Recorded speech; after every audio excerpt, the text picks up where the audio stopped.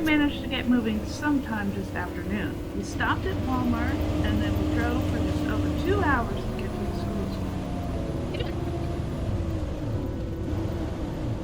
Swarm. This year's event is being held at a place called Trinity Youth Camp.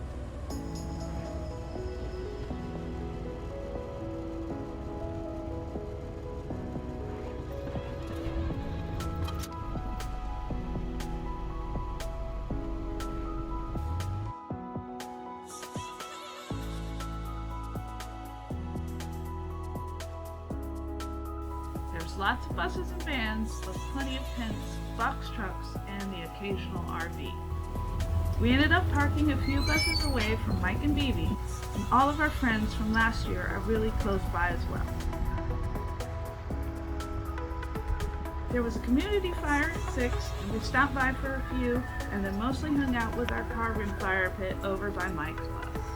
The next day is Curtis' birthday. I made him blueberry pancakes and warm fruit compote for breakfast. Turned out pretty good. We didn't really do much most of the day, just sort of hung out and chilled. Curtis did run Bibi into town so she could grab something to make for a community potluck. I made some pink fluff for the potluck. I didn't get to have any since I can't eat dairy anymore. People seem to like it though.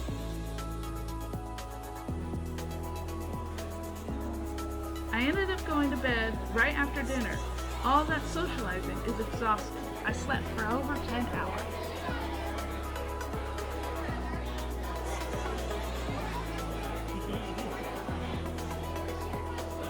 I woke up pretty early the next day since I went to sleep so early the night before. Curtis made bacon and eggs for breakfast and we sat outside under our pop-up tent and enjoyed our coffee. We spent a bit of time hanging out with buses next to us, new friends Amy and Tim, super nice people. Later I walked up to the ball field with Bibi around 2 to watch the kickball game. It's always fun to watch. I'm more of a people watcher anyway.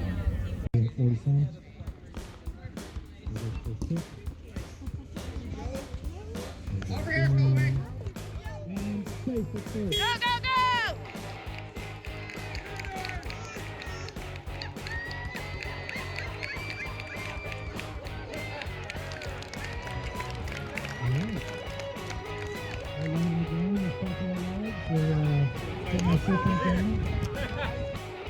Curtis spent some time learning to fly our drone, and I think we may have finally figured out the follow me mode, so that's a bonus.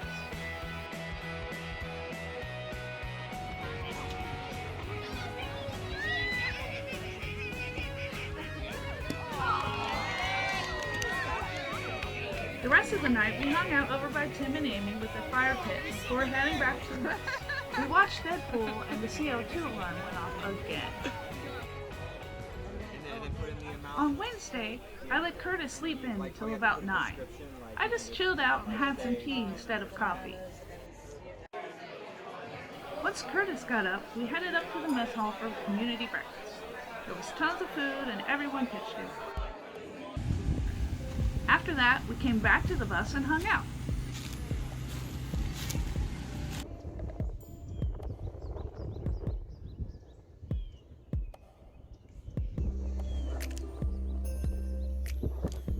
Not sure what time, but we decided to get in the truck and drive around for a bit and see all of the buses and say hi to all of the people. Quite a few buses had recently arrived, so it was cool to see all the different personalities and styles.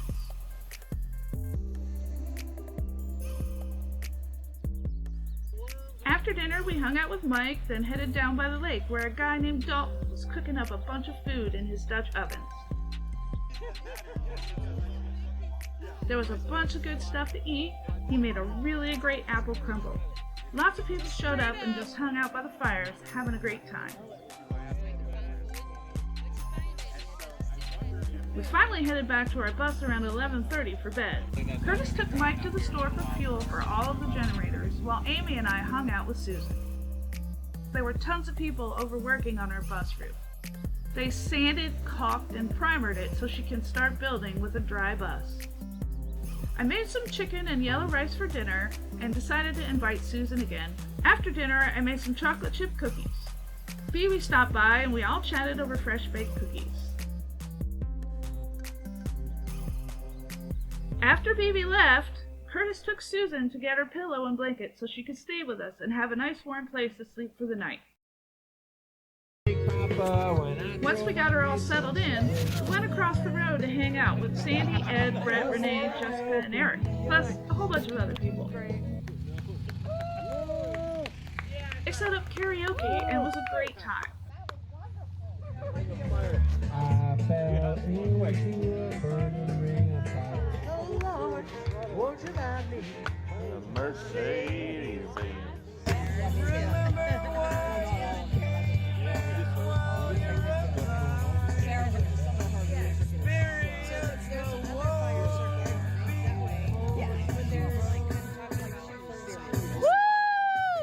We headed back to the bus around midnight, all giggly but trying to be quiet.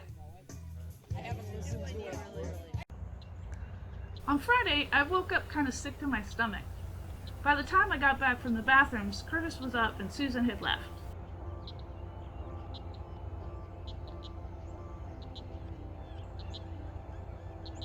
I pulled out some of my art stuff and just doodled around for a few hours. Had a couple of visitors come check out the bus. Curtis wandered around and met quite a few other bus people. He even got his tarot cards read for free by the Witch on Wheels. She's parked right behind us. Once I started to feel a bit better, I went over and sat with Tim and Amy for a while.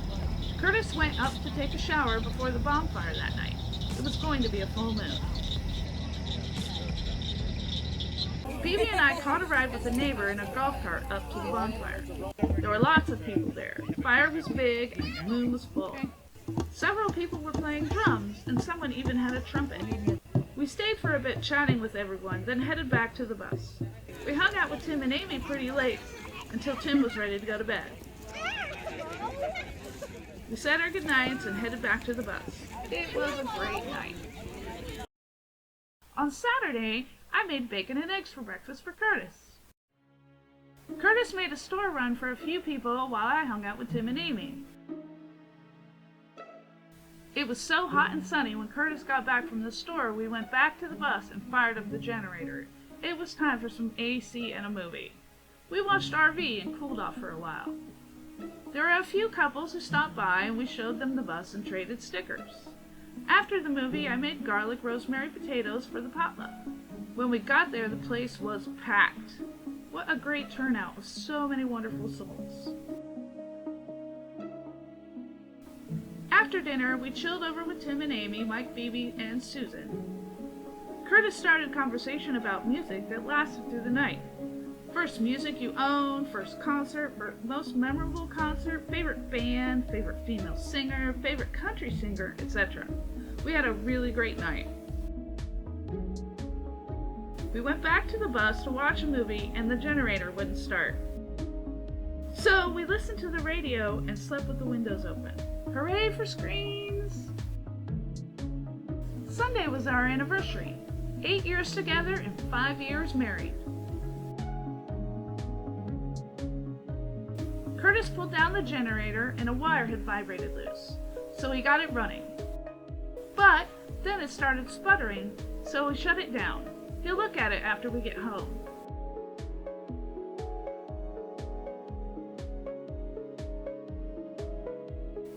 I spent most of the day doing a bunch of nothing, just chilling and drinking some beer.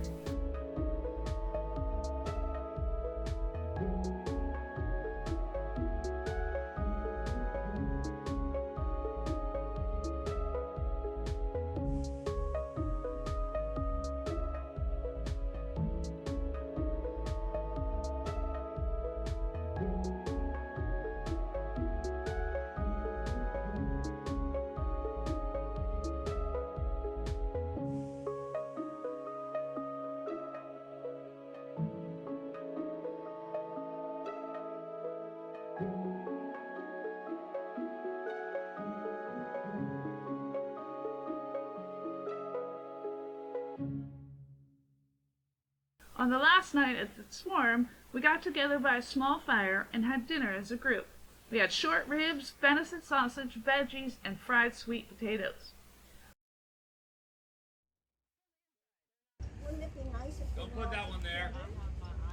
Too late. We did some chatting about favorite movies and actors, then did some light packing. We leave in the morning. It feels like Monday came too soon. It rained overnight. I guess we should have gotten the tent taken down. Oh well. We had a nice slow pack up, just taking our time. Just about everybody over here is gone. We're all mostly packed up. We did some follow me tests with the drone and they didn't all work out how we wanted. Oh well. We just gotta keep practicing. We moved the truck and the bus and then said our goodbyes.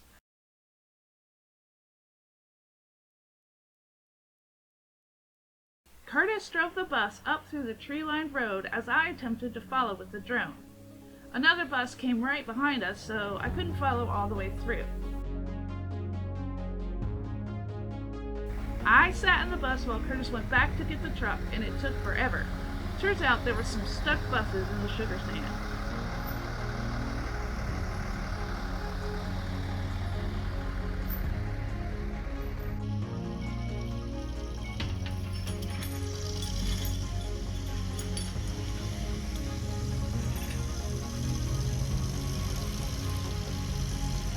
So I walked back down and did some filming. There was luckily a tractor to pull everyone out and then grade the road in between stuck buses.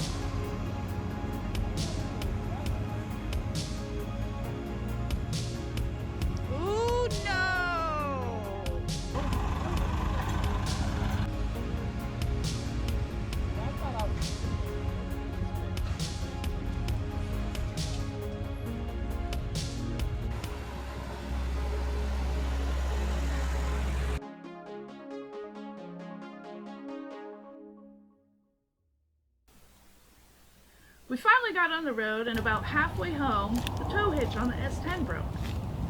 So we pulled over and unhooked the truck. What happened? Did the bar break? No. The pin came off and it is somewhere down the road. But that's the keeper for the pin. Curtis drove the bus and I followed him. And then we parked at a gas station near Bunnell so we could find a Harbor Freight. We found one in Daytona and headed that way. Brand new and shiny. That one's broken. That one broke it. Brand new shiny tow hitch. This one's got more bolts. Then we stopped for some food and beer at the pig stand. We finally made it home sometime after 7. Overall, we had a really great time at the Skoolie Swarm. I didn't manage to get a lot of photos or video, but I'm okay with that. Last but not least, I want to thank Michelle and Travis for creating such an amazing event. So many beautiful souls and people come to enjoy every year. Thank you so much. I can't wait for next year. We'll see you then.